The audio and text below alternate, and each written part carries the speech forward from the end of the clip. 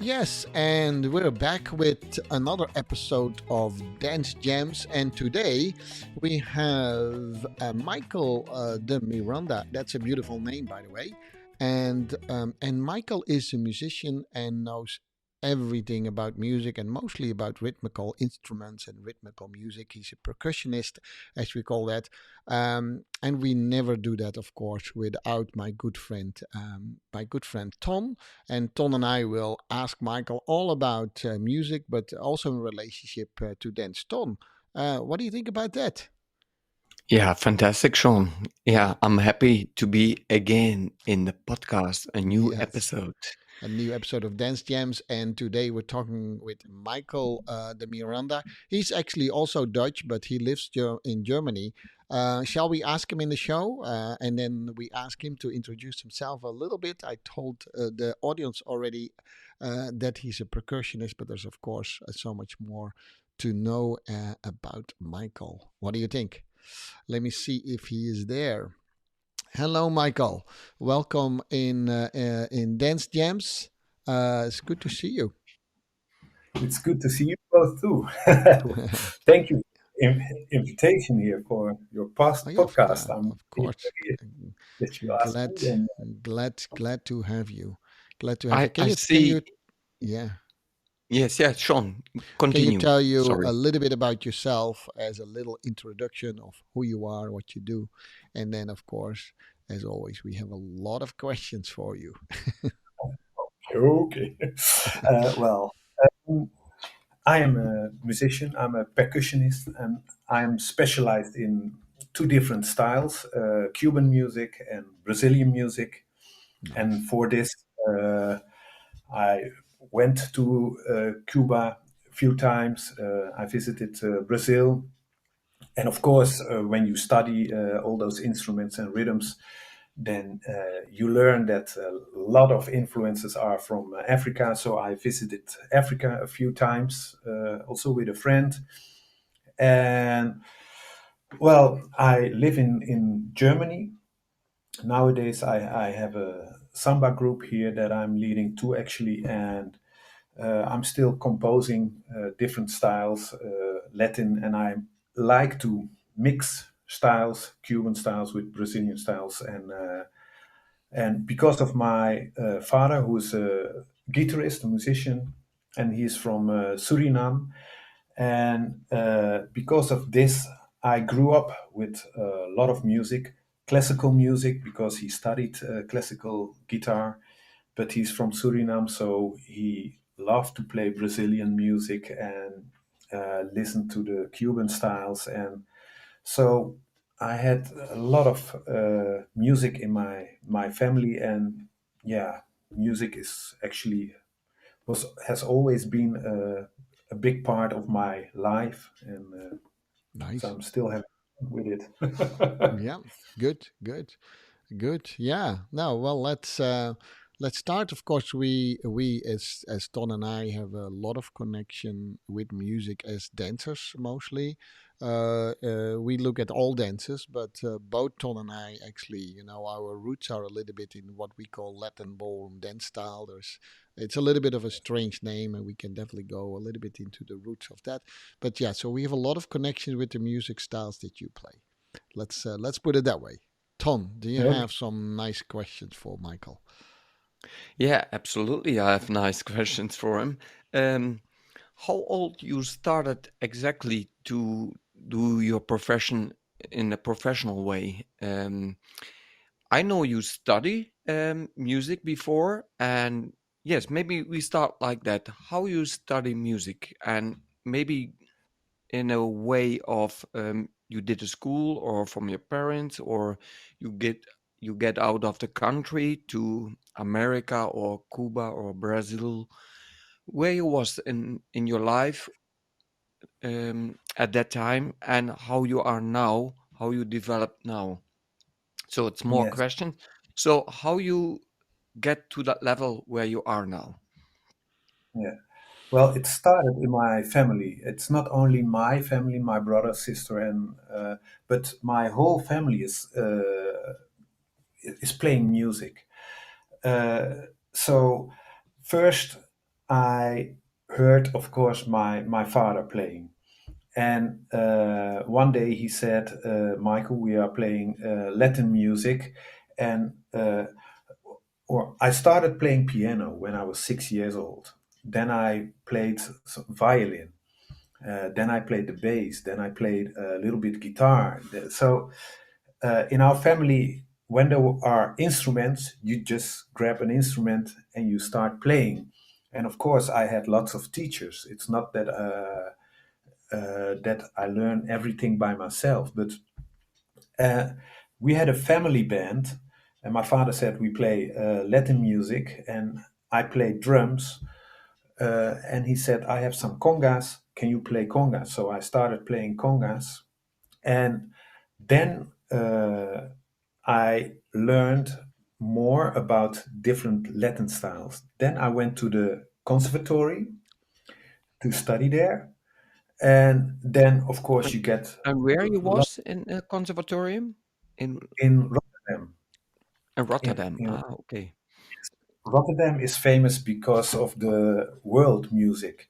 They are specialized in world music, so they have all kinds of different styles, flamenco, I don't know, all kinds of different styles, and lots of students all over the world go to Rotterdam to study there because the level is very high. And when I was on the conservatory, of course, I got more information. I went deeper yeah, in the language of percussion, and then I had already made some contact with some Cuban teachers. I learned about Brazilian teachers. So actually, during this study on the conservatory, I already went to Cuba to meet my teacher there, and then I found, of course, other teachers. When I finished the conservatory, I went to Africa because yeah, when they talk about rhythm, they all say it comes from Africa, big influence, and that's true.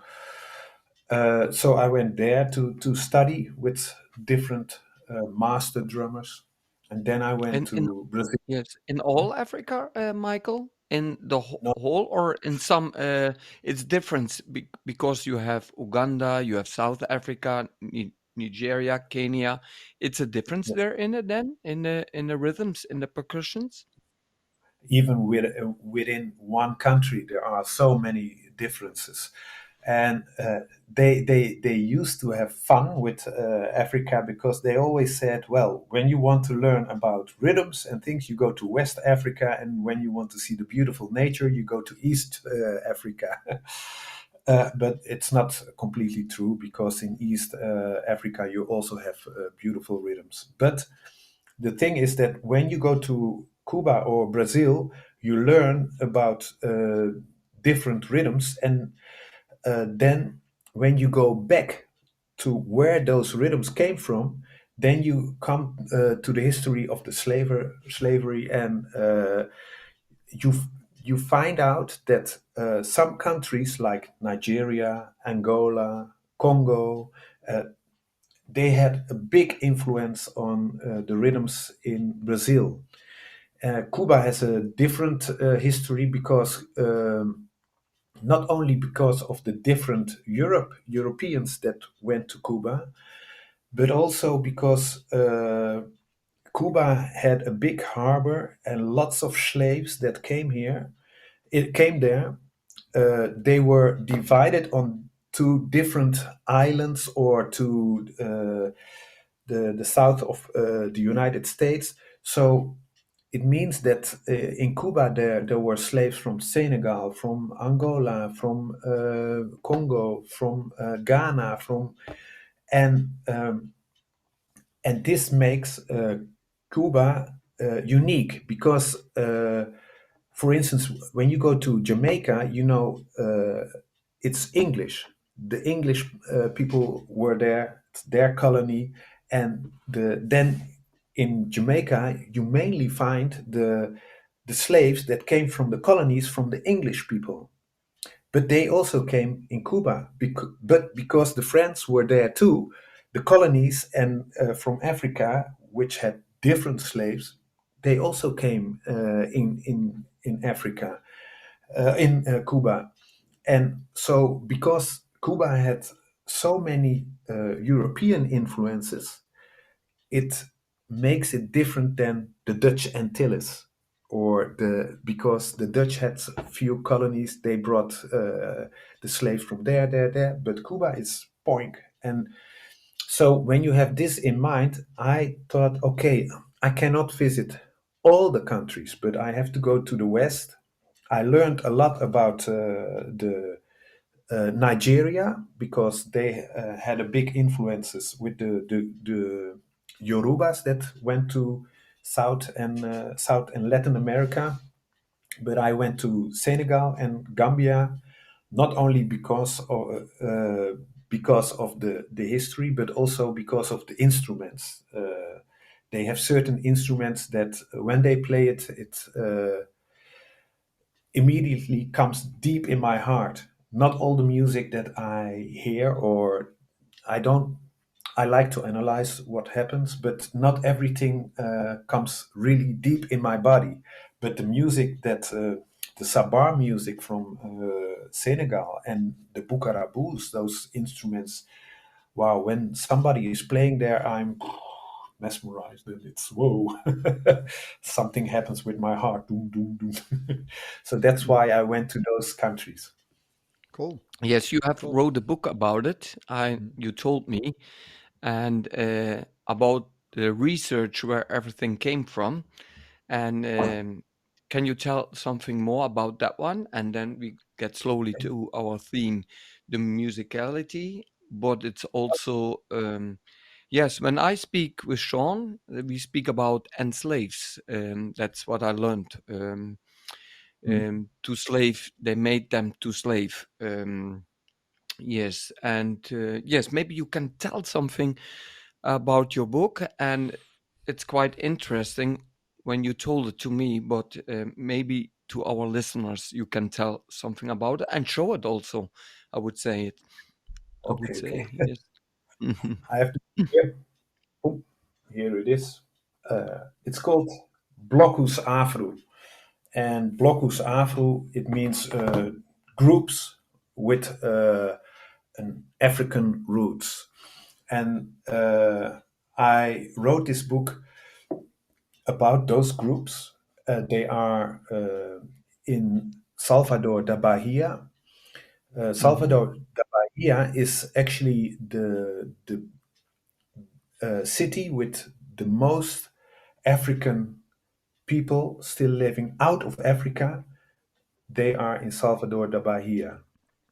So the biggest population of Africa living outside of Africa is in Salvador da Bahia. It was also the first capital of Brazil, and because of Bahia means a bay, so it had a natural bay, and that's why the Portuguese made it the first capital. And this is also the reason why lots of different Africans came to Bahia, and this influence of Africa is still enormous there in Salvador. And the groups that play there, they always want to stay in contact with their roots, with Africa. But the nice thing, what happened is that, of course, those slaves, they couldn't bring their own instruments, they couldn't bring their djembes or so when they were free, they used the instruments which were there, and most of the time that were instruments that the Europeans brought there. So they played on snare drums, on bass drums, and so when you now listen, for instance, to samba music. We just had the carnival. The biggest carnival is in Brazil, in Rio. And when you look and listen to the rhythms, then of course you can hear some African influences, but the European influence is also big because of the instruments. The Africans didn't they don't play there on the djembes and the doom dooms and the African instruments. So there you have a very nice mixture of African and Europeans. And I analyzed what all those different groups, what kind of rhythms they played. And so I wrote down lots of rhythms and arrangements from all those different groups to Good to know. for the people who are Yeah, interested. cool. Yes. Why should people read your book, Michael? uh, That's because always and we are authors, so that's always a question that I get. Why should I read your book? yeah, Why should I read your because book? because this music is actually popular all over the world. You will, Mm-hmm. because of artists like Michael Jackson or Paul Simon, who Yeah, worked with groups that are in my book.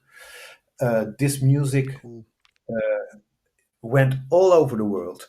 And the thing is, it's not old music. It's not music that already exists for hundreds of years. It's not like Africa. No, it's relatively new. The first group started in 1974, Oh and wow. then actually 1979 and 1980, then the other groups came. So Mm-hmm. it's Mm-hmm. relatively new music.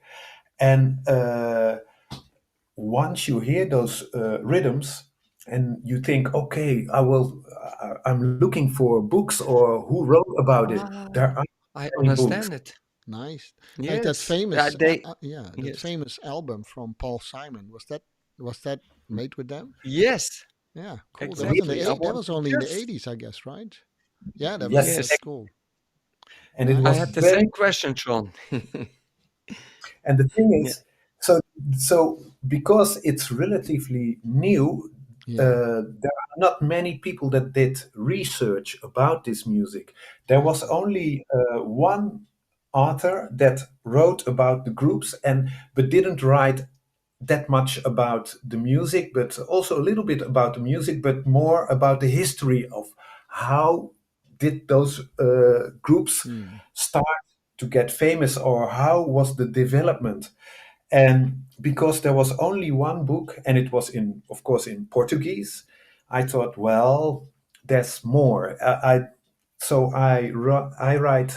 wrote about the history too a little bit, but not too much because there's so much Too happened. much. Too much. Yeah. Too much. Cool. And I want to stay with the rhythms. So I Yeah. just So is it focus. only interesting for people who are playing instruments or me as a dancer? Is it something that I would, what would be my takeaways from that book? If I finish your book, you know, what would Yeah, be yeah. it's not only interesting for musicians or percussionists. Of course, percussionists are Of course. interested in the rhythms, and of course, but Yeah. as a dancer, I think Yeah. it's very interesting because when you start to understand how these rhythms are built up, the different levels of frequencies of when you hear a samba reggae and when you hear only the low drums, the big surdos that play this doom, chicka, doom, ding, doom, chicka, doo, diggy, ding, chicka, ding, ding, boom, you will move different than when you hear the snare drums, the tuku-chaka, tuku-chaka, tuku-chaka, tuku-taraka, tuku-chaka. That as a dancer, I think it's very interesting to hear the different instruments and the timing, the swing, and the different frequencies. And all those instruments have a different role in the music. Some are just the pulse, just the beat. Yeah. But what happens between those beats and how it is filled in and how it completely makes when you hear everything and you have the complete melody. I think as a dancer, it's very interesting to Yeah. see the possibility to translate those rhythms to To your movement. body, to your To movement. movement. Yeah. Now we'll Yeah. make sure that the title of your book and where you can get it, that it's come in the what we call the show notes, Michael. So Okay. hopefully our audience, our listeners and viewers will get that interest. I'm Yeah. totally agreeing with you. specifically in certain style of dances where we only learn to dance on one rhythm. This is open your eyes. Can I ask Tom before we go further something about Cuba and the instruments there? So I had lesson in Cuba from a university professor there, Michael. He's an anthropologist, and he did research towards, the history how dance and music came about in Cuba, and he told us also about, the Spanish influence and, of course, the multiple African influence instead of one region, which was highly dominant. But he spoke specifically about the emerging of the guitar, the rumba tres, um, and that he said it was actually not a rumba tres; it was literally a guitar that just missed a few snares, but the guy had to play at a party. True or not, he said it's maybe a legend or not, but Yeah. they just made everything into an instrument and they play at a party. They loved it so much, and that is the Yeah. legendary history of the Roomba Trust. Now, we thought it was all a good, fun story, but it could actually be true if I listened to you because they had to just make do with whatever they had.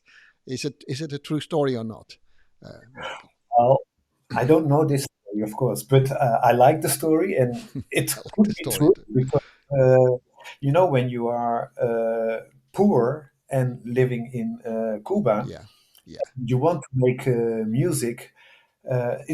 I think you all already know that a lot of poor countries they are very creative. You have to be you creative have to if you want agree. to dance or you want to Yeah, make music. Nowadays we order online a nice dress or a yeah, guitar. But yeah. Maybe if we it should tell the audience a little bit what a Roomba Tress is. Can you explain it a little bit? Uh, Yes, a tres is actually it's a guitar. It's a little bit shorter than a normal guitar, and they have three strings, but double strings. That means for one note you have two strings, and the way they are playing on it, it is closer to the piano. What when the piano plays in son music or in those Cuban styles, they call it huajeo, and it's also, let's say, he's playing rhythms on a piano, but he has a lot of possibilities to hit a lot of white and black notes mm, where he can, and the tres is actually doing the same. So he's playing rhythms. Of course, there's the harmonics, the chords are there in a certain scale, okay, but the rhythms are Latin or African. And it means that when you have a chord, uh, very often you play on a guitar, you play the complete chord. Drum. And on a tres, you are breaking this chord apart and you play three notes. Dun, dee, dong, dong, dee, dong, ding, dong, ding, dong, ding, dee, dong, dee, dong. You don't play rung, the complete chord, but you correct. break it in a certain, very Yeah, often, African rhythm. yeah. And that's the tres. Yeah, so for the listeners, and interested in Latin music, that's why it's such a dominant instrument in the rumba music for this reason. So thank you that that gave us good information, right, Tom? Tom, I'm sure Yeah. Yes, you have yes. a lot of other So Michael questions. Jackson, Michael Jackson, and Paul Simon are inspired by Bahia de Brazil. There, the music there, and also what I know, the actually samba comes from that city then, or that area, and not from Rio. Is that correct? When I say this, the people from Rio will be angry. But um, they say that the samba comes from Bahia, and that it went to Rio, and there it developed in something big and new, and it became faster, and later it went back from Rio back to Bahia. And for instance, in my book, wow, I don't know if I wrote it down, but the first group that existed in 1974, they you didn't have samba schools like in Rio. And when the samba from Rio got back to Salvador da Bahia, this group thought, "Wow, this is so fast." They were playing, and they said, "Well, that's too fast. We are going to slow it down." And they created a new rhythm called Afro Samba, and that's again slower, and Nice. they Yeah. changed it. But Yeah. I think I don't know, but I think the samba started in Bahia, went to Rio, and then Go back. went Back. Go go back. But back. it's a Yes, good yes. history too for the people who are listening. And then often in the ballroom we say we dance samba, and without having almost no context, and you just gave it in 2 seconds. Because then people that don't know what I'm talking about, they go to YouTube and they type in samba and they see all these ladies with the feathers on their butt and the guys dancing like this and say, "Oh, Jean, that's a completely different samba." And they said, in the past I couldn't give an answer. Luckily, I did my homework, but you said it so much nicer than I did. So hopefully, listeners, Mm. you see that the words that we sometimes use in the ballroom dancing, if it goes to Latin, are just sometimes completely taken out of context. But luckily, there is context again. So, They also yes. said that the name samba comes Hmm. from African dance, from Angola.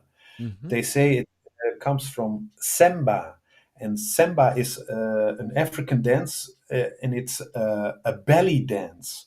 And when a man invites a woman to dance, and he has to touch with his belly, has to touch the belly of the woman, and when the woman says, "Okay, I would like to dance," then they dance, and when the woman says no, then not. But that's a little bit what they think, that the name samba, that it comes from Africa, from this samba, so it's from a dance. Interesting for you. Interesting. From a Interesting. belly then. So when I look the ballroom version of samba, then that looks like we dance on cold ice. And when I would dance on the sembe, then I would dance on hot sand. Exactly. Exactly. Okay. Yes. Yeah. Okay. So then I have the comparison for me in my brain how a European samba looks then on cold ice. And Cool. yes, Yeah. so this is actually important to go back to the roots, and this is why you see CD or your new CD called Roots and Wings. Roots and But wings. we come later to it. I have one other question, and this is musicality, and this is where we find each other. Hopefully, you are a musician, a composer, author, etc., researcher, explorer. But we are also that, but in dancing. And now for the listener, I think it's interesting to know what is the comparison between the musician and the executor for dancer, because the musician, when he plays, he is primary the artist at that moment, and the dancer is following secondary that sound of that artist what is playing there. Mhm. And what you understand under musicality. So that is Yeah, actually my question. yeah, yeah. I understand that the way of thinking that the music, let's say the music is first there, and then the dances come to it. But very often it's the other way around. That it starts with, or the musicians have to follow the dancers, and also in Africa that the way um, they make music.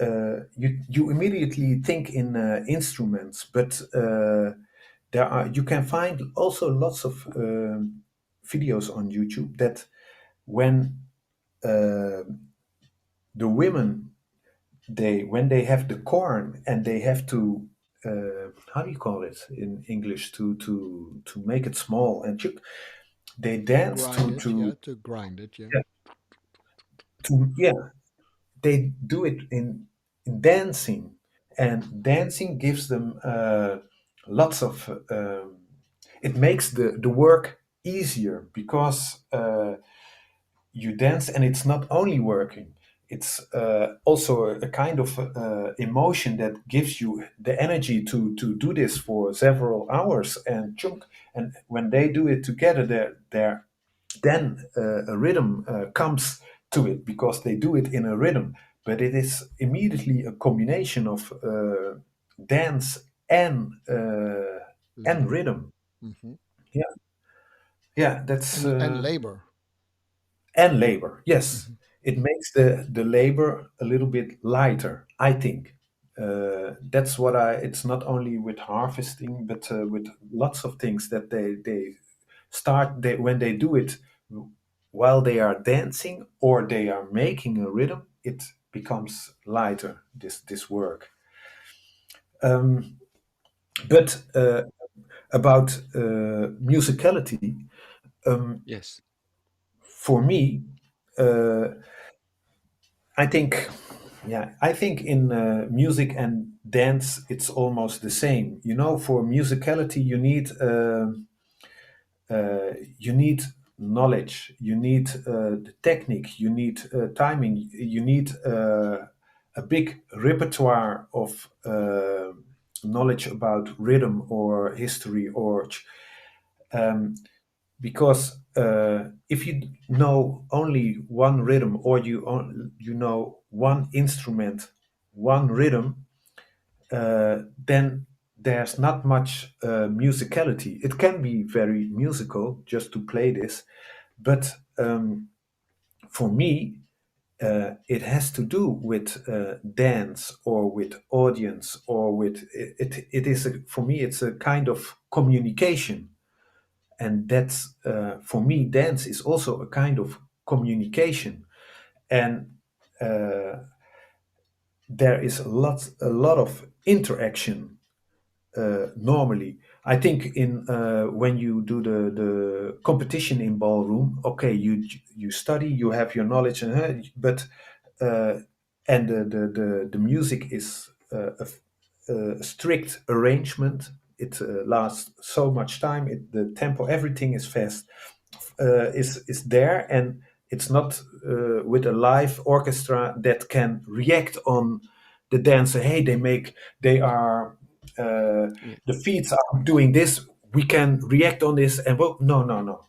But normally, uh, when I make music, for me, it's not only about the rhythms that I play, or am I playing it loud or fast, or those things. It's about I want to reach somebody. I want to touch somebody with my music, and for this you need musicality, so you can the musicality on a when I drink 7 cups of coffee is different than when I'm outside.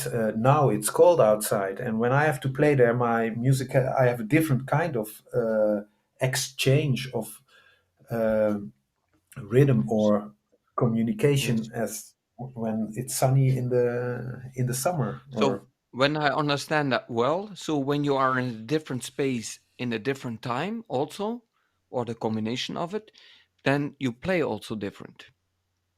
exactly, yes, of course, Yeah. yeah. For me, Yes. but you need to have the possibility to.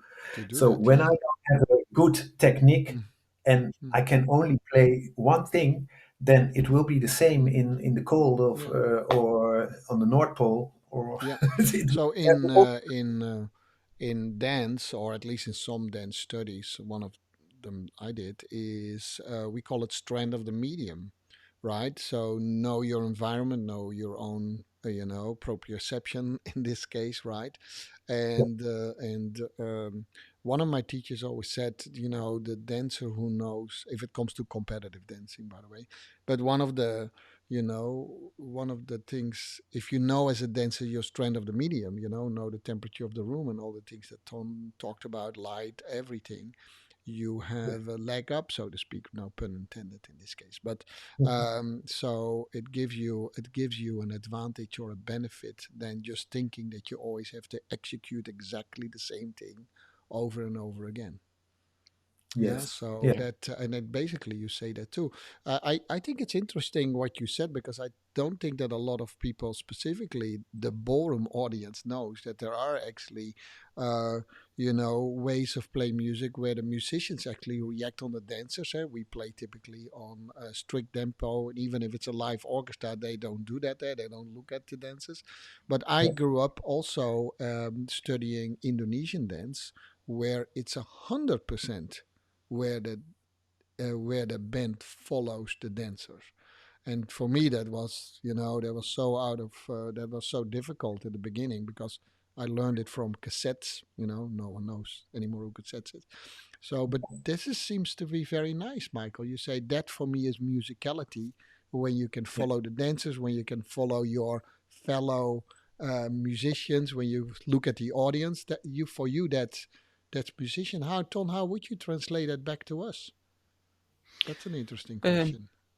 to us, yes, As a I made dancer, as yeah, a dancer. Yes, I yeah. I see it like that. I sent you a picture. Maybe you Mm-hmm. can bring it in, Sean, if you can find it.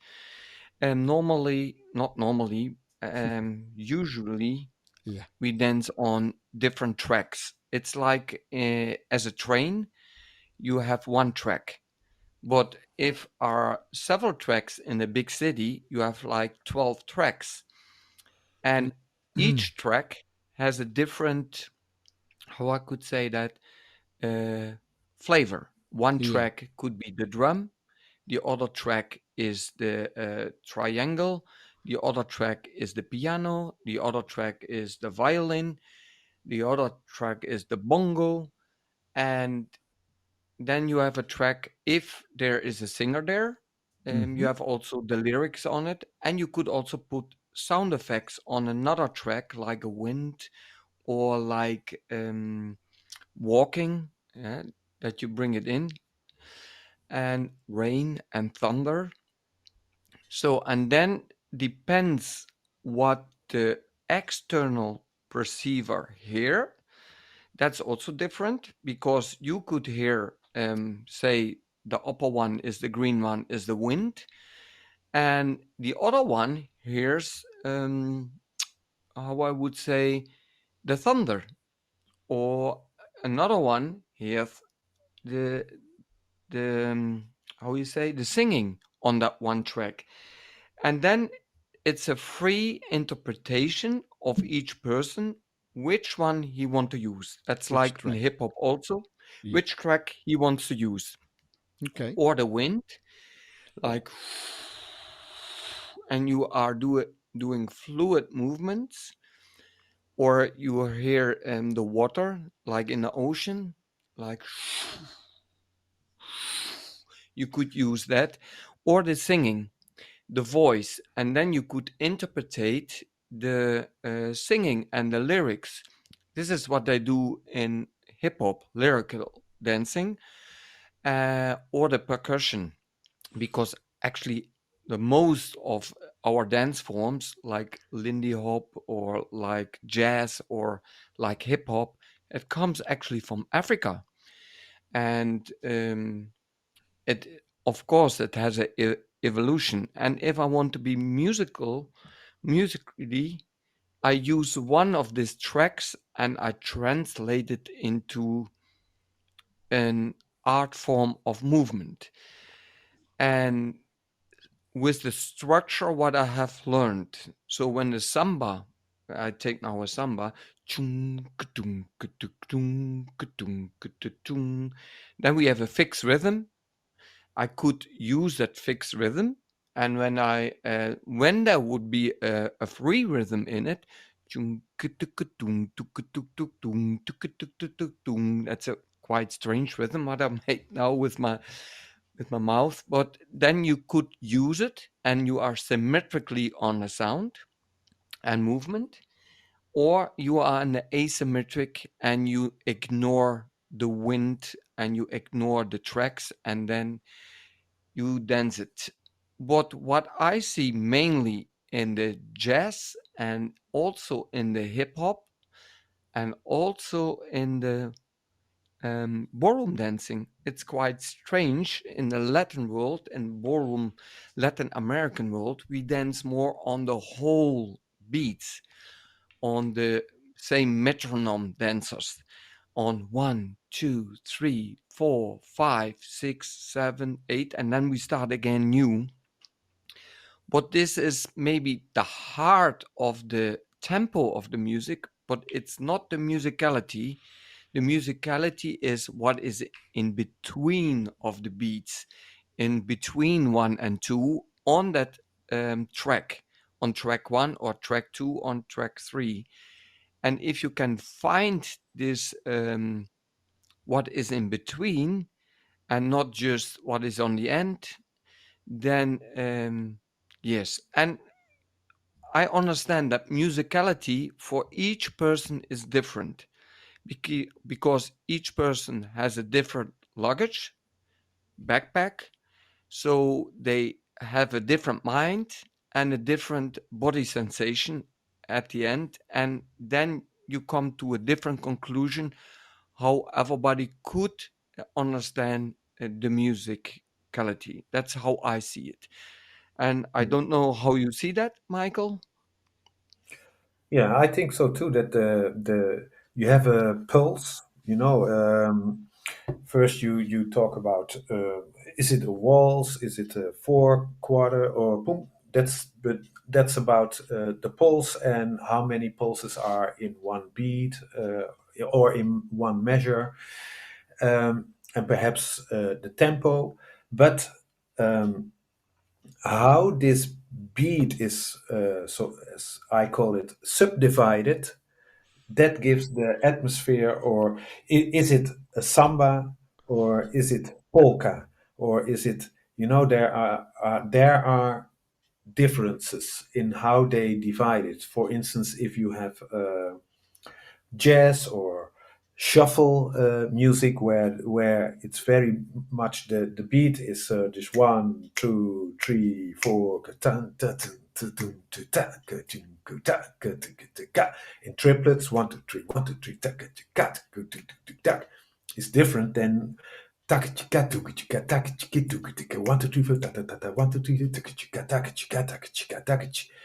it's different. And also when you do the same, it can be the same tempo, but when you know how the beat is subdivided and what kind of feeling this subdivision gives, then you can translate this to dance, and you can translate it to arms, or not only the feet on the beat like you said, Ton, but what can you do with this subdivision of the beat, and how is the swing, how is the timing? And this is also, like you said, a big main part of the musicality. Yes, is that what you meant? Or- Yes, yes, Yeah. and the harmony between all these tracks and also the executor on that floor Hmm. um, is also something, and I call it, and I call it internal perceiver. How you perceive all these sounds through your body, through your stomach, through your ear, and how you translate that on that floor. And then you get the external perceiver, how he perceives that with their eyes and how he watched to it and how he uses his ears to listen to all the sounds. yeah, Yes, you need a full uh, focus to that one. If you not have a full focus to it, you Mm. probably you see something moving on some sounds on the music, and but there is more to it, Yeah. and This- without any judgment to it. I think not. I'm think when I say I'm not sure about it. I'm sure about it. Everybody perceive uh, the music and the execution different from it, and that's quite unique and beautiful also from it. And if you telling then what is right and wrong in musicality, because there is no Bible in it. There is a you learn a structure like in the beginning, all this research, you learn all these techniques, what is there, but technique, you know where the techniques come from. The technique come from the art, actually from the art. uh, the technique developed, and from Yeah, there um, is a evolution from it, and it developed from there.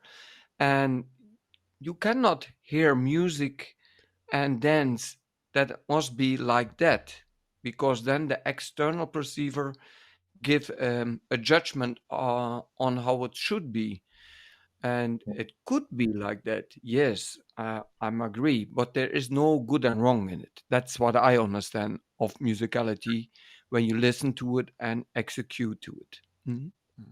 that's Yeah, true. so And there's something else going on there, Tom. Mhm. If you And that take a is. dance student and you say a cha-cha is this, say it's 1 2 3 4 and 1 2 3 4 and 1, you focus that person immediately only on the instrument that plays that rhythm. What happens Mhm. in the psyche of that person is that it blocks out the other instruments and it becomes a longer way for them to hear the other rhythms. In cha-cha music, and Michael could support me or disagree with me, you would have an equal instruments who play stronger on the whole counts, the even counts, and you have instruments that play strong, equally strong, because there is no difference actually, it's just a different instrument Mhm. on the yeah, uneven counts. Then you have, of course, instruments that even put that all aside and like a clave who just kind of switch, from 1 4.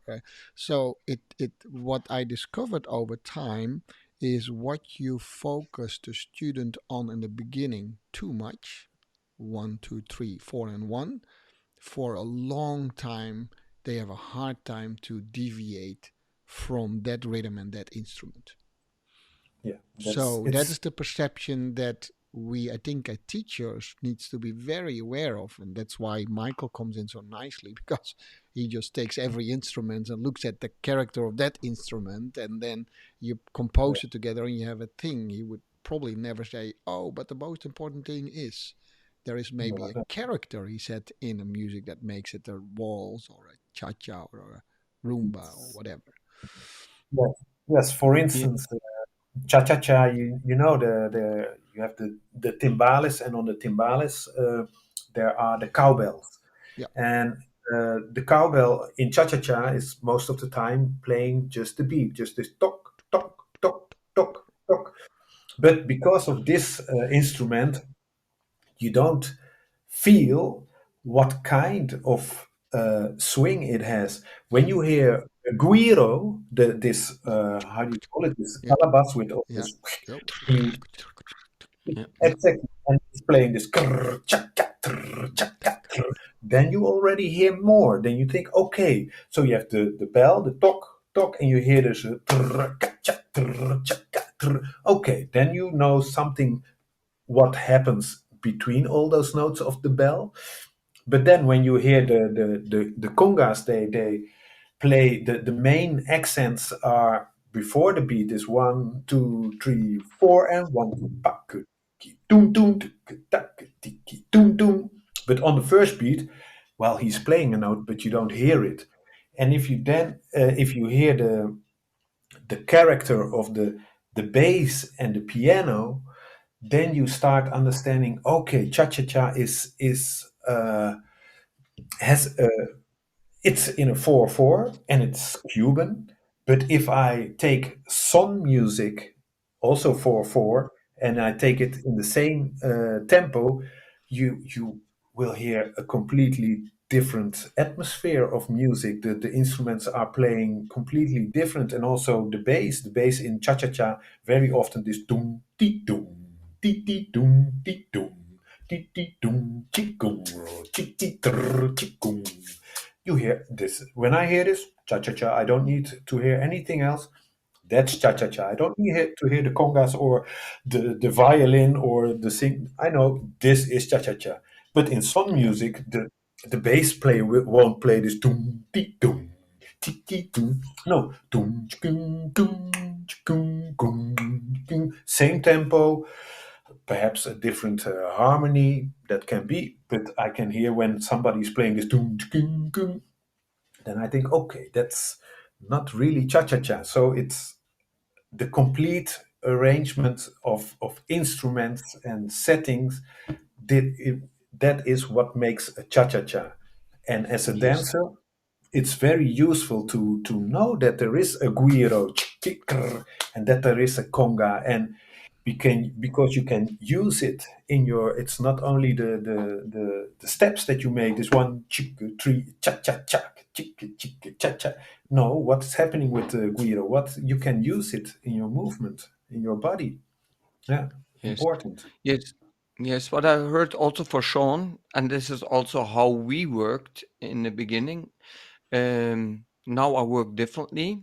I count, but I count just to begin with it. And each person who learn dance, then it's maybe out of that count and it's in a different count. That's okay for me. We start at the same time, and then uh, all these dances go in a. They perceive it differently. So we learn them in the beginning to dance on that count: 1, 2, 3, 4, and 1, 2, 3, 4, and 1. And after, um, we learn them to dance between the beats. But if you could, it, that's what I now do with my children. I'll let them guess how many tracks there are in it and which instruments or what they hear in the tracks. Yeah. Somebody say, I hear the voice, here I hear drum, there is a piano, there's a violin. Okay, and which one you want to take now from it? The violin or the voice? It's up to you now. And this, I feel now, it works much more nicer because they perceive not only the counts, but they discover that there are counts in it. But all this music, they not play out of the counts. They just play between it, but they are still on it. And maybe just before or just after, but they are in harmony in that piece of music. And this is the most beautiful. What I wanted to say is actually people hear the whole life music, but actually they not listen to it. They listen maybe to the text, but they not listen. Oh, what instruments are in it? Or there are drums. That's what I perceive from the people. I said, did you listen to it? Did you really listen to it, or you just hear the music? That's a completely different story then. And yes, and actually, I come to my next question, and how the music is built up for you. And as a musician, I asked before the podcast already to be safe, how you farce, or how you say that, the music, how you divide the music. Do you listen to other music, how that built up that music, and or you are just busy to enjoy that music what you hear? That would be interesting. Yeah. Well, for me, music, I am always analyzing. So when there is music, I listen to it, and I immediately listen to. Most of the time, I don't listen to the lyrics at first. Perhaps I listen to the melody, but only when the melody has a certain tension with the harmony. when there's a certain tension, then I'm triggered. Then I want to know, hey, what's going on there? But when there is no tension and it's only about text, somebody wants to tell something, then okay. But when I listen, I immediately listen, of course, to the rhythm. What kind of instruments make the rhythm? What is the bass player doing? Uh, in the mid frequencies, what is the piano, or when there's guitar, what are they doing? Not only harmonically, but also what kind of rhythms do they use? And so for me, I analyze actually all the music that I hear. It doesn't matter if I'm here in Germany listening to Deutsche Schlager or that I'm listening to Cuban, or that I listen to R&B, rap music, or and for me, but that's very personal. When there's not much tension in the music, I want to hear something else. I get bored very quickly if there's not if the music is not interesting to me. Uh, and the music can be interesting for me when there is tension in the rhythm, or tension in the melody, or the rhythm of the melody, or in the harmonics. Those are the essential things for me. And if it's not there, and there's a lot of music that that don't have this tension, then I'm bored. Then Yeah. You But analyze it then. it's I do the personal, same. as you say. Yes, Yeah. it's personal. Hmm. You analyze it then, and I do exactly the same because I put 15,000 hours on research in it, and I look always exploring new things. And then yeah, when I see its fixed patterns in it, then I'm also get not bored, but I think, okay, I don't want to perceive that at that moment because they repeat themselves constantly. yeah, And then I think, okay, that's a pity for my time that they repeat themselves. So I'm not forced to look. That yeah. yeah. Mm. Is there a golden standard? Oh, sorry. React on that one, Michael. Sorry. For me, it's also, there are a lot of different styles that have lots of different. They have borders, and the border can be the tempo. The border can be how what kind of beat it is, or the harmonic scales can be and it's not that I don't like the borders. There when there is rap music, you don't have to expect that there's lots of things happening harmonically, that it's kind of jazz, or in the but but still, when there are borders, then the tension comes when people are on this border, or sometimes go over this border and then back. Then there is tension, and that can be in a rhythm, it can be in the melody, it can be everything. But that's, for me, that is important, Or in your latest album, you cross the borders of music styles, right? Where you go from Cuban into more Brazilian styles, which is also a tension, right? The purists might say, "Oh, shame on you, Michael. You can never do that." There will always be people like that. But yeah, so yeah, that's good. So you said, and Ton said the same thing. We know so much about it that it's a hard time for me to really listen to it without analyzing it. Well, me as a teacher, I would like to teach you something here a little bit. It took me a while back to just go and just really perceive the way it's brought to me, and without trying to analyze it, and compare it a little bit to soup and a cook. And if you get served soup and you only try to discover what the ingredients are you truly trying to taste the soup, or are you just analyzing? So, and that's a very common thing, of course, with specialists in a field. But we have to make that circle back. I'm an old guy, so I I can say that. You know, you have to circle back and try to taste the soup as a whole too. You know, Yeah, Yes, but if you eat every day the same soup for 1 year long, Sean. well, we don't. I didn't say that. I didn't say that. I'm just saying every time when someone serves me the soup, I try to first taste Yes. the soup as it is before I immediately start to, analyze. That's just my Yes. personal way of, Yes, yes, yes. Yeah, nice to see it also from that way, Yeah. Sean. Thank you It, for it that one. I had to learn that too, by the way. For a while I yeah, didn't want to go to competitions because I was bored out of my mind, right? And Yes. but lately I must say, hey, a beginner dancer could be as interesting as an experienced dancer if I try to just see it as it presented to me. Just yeah. saying. Yes. Just saying. But I remember your words, Sean, in Yes. earlier podcast. You said Yes. it's not what they do, but It's how how they they do do it. it. That is so true, Todd. That is so Yes. true.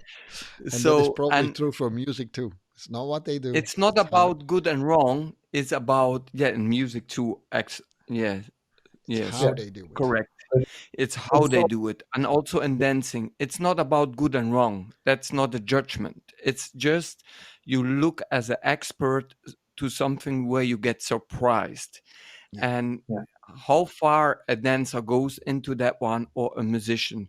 And then, yes, for one who is not playing music and the one is not dancing, maybe it's maybe they understand this different, but this is the way how I do it. But I will remember that soup, Sean.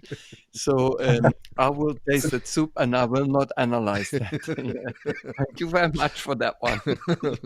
Yeah, I just but wanted to bring it a little bit light, and I have to, by the way, because we are a little bit at the end of our podcast. Oh, And oh that's a my gosh, pity. Michael, there is so much more that just only you listening, making the sound of the music with your voice and your mouth is already, I think, something incredible. That for sure. I know that maybe as a little bit of an ending of it. I know Ton, you and Michael have decided to work together. Is that more closely together? Yes, yes. 20 years ago, I made the Yeah. rhythm to result Yes. music, Yeah, I still seven have it. CDs. I still Yes, have you it. still have it. Hmm. They're still on the market, 7 CDs with 25 tracks on each CD, and my proprioception music I have, and um, and I asked Michael if I could make with him together a second version of it, and with acoustic music and his beautiful voice, so we could hear already in the podcast his rhythms when he make that. That's really fantastic to move on also. And yes, I'm so happy that he said yes, let us do that. So we will approach it step by step, small steps. It will not a project what is finished in 1 month, so it take maybe a year, maybe 2 years. I don't know how long we will take for it, but yes, I'm so happy and glad and honored that he will make this with me together. So yes, wonderful. Thank you, Michael, for that one. Wonderful. Wonderful. yeah, So that only means that we will have Michael back more often in our show, and maybe we can go very specifically more into, let's say, that field where dancers meet music and musicians. I think that's an interesting thing. I would almost say, guys, we should do that live in some sort of a setting too, where musicians meet Wow, dancers and that's a and nice and idea, Sean. well, remember when I was in Cuba, I danced 4 days, for 8 hours straight every day. No joke, on live musician, and it made all the difference. It made all the difference Oh, of I understanding understand each that. other, of understanding rhythms, where they just could say, "Okay, conga, just stop for a little bit and then keep dancing." Oh, wow. I'm The lost, and making that of. meant, and then, so that meant that I was only focusing on the conga. Does that make sense? So it was Yes. it was great. I have many stories. I'm sure you have more, but that would be a great idea, right? I think there are Yes, there. absolutely, Yeah. Sean. Mm-hmm. Yes, it brings me to ideas, also more ideas. But first, we start with the rhythm to result, Rhythm to and results. yes, Yeah, yeah. yes, and Hmm. yeah, great idea. So All right. Well, different Michael, project. from our side, it was a pleasure and an honor to have you in our show. People who are listening will and viewing, we will definitely make sure that you can find the music and Michael's book. Of course, you can also just find it on YouTube. Just saying, Yeah. Oh, on just Spotify, it's and on everywhere Spotify, almost. everywhere. Yes, So and maybe you can show the CD also, your if you Yes. have it by the hand, and I- yes, Good. roots Yeah. and And wings, and Roots yes, and and you Wings. can also book lessons with him or for congresses or seminars. Um, he travel all around the world, and yes, you can also have online lessons with him. This is great from a distance, and actually, Michael said it also before in the Dutch podcast. Actually, every dancer have to play an instrument and Yes. understand the instruments. I think so. Yes. At least a instrument. Yeah, that would be A instrument, yeah, yes. that would be good. All right, thank you, Michael. With that, I say, Ton, this was another episode of Dance Gems. You know, and if you want to, Michael, you we can go back into the Zoom and then we do a little bit after talk. But to our audience, we are already going to say goodbye. And Good. this was Michael de Miranda, Roots and Wings of Rhythm. It was fantastic, Tom. Thank you for the More than connection. fantastic. Yeah, Yes, more and than fantastic, Sean. Inspiring. inspiring for sure. As always, I'm going to start the music and I say goodbye to you too, Tom. See you in the next episode, of course. Yes. You know, this was Dance Jams. Um, we are always to be found on Spotify, Dance Dash Jams, YouTube, on at Ton Greten /podcast, or of course on our own website at jam.dance podcast. But we're also on Apple and other in other how do you say the channels. This was Shah and Ton with Dance Jams, and we say bye bye, bye bye, Ton. Bye bye.